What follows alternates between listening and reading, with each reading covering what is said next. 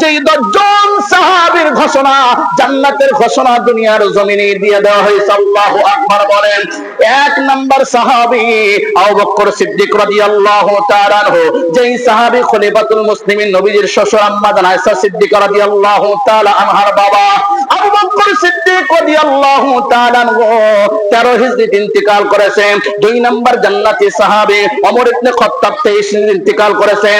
3 number জান্নাতি সাহাবী ওসমান ইবনে আফফান রাদিয়াল্লাহু তাআলা আনহু, যেই সাহাবী 35 হিজরিতে ইন্তেকাল করেছেন। 4 নাম্বার জান্নাতি সাহাবী হাসান হুসাইনের বাবা হযরত আলী ইবনে আবি তালিব, যেই সাহাবী 40 হিজরিতে ইন্তেকাল করেছে।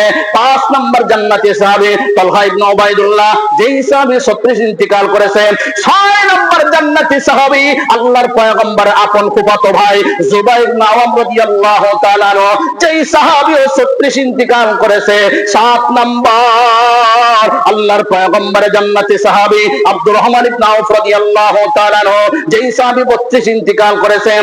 8 নাম্বার জান্নাতি সাহাবী সাদ ইবনে আবি ওয়াক্কাস রাদিয়াল্লাহু তাআলা আনহু, যেই সাহাবী 55 হিজরিতে ইন্তেকাল করেছে।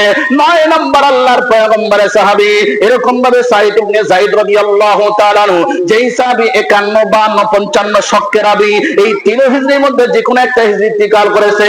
10 নাম্বার জান্নাতি সাহাবী আবু উবাইদা ইবনুল জাররাহ রাদিয়াল্লাহু তাআলা আনহু, যেই সাহাবী 18 হিজরিতে ইন্তেকাল করেছে।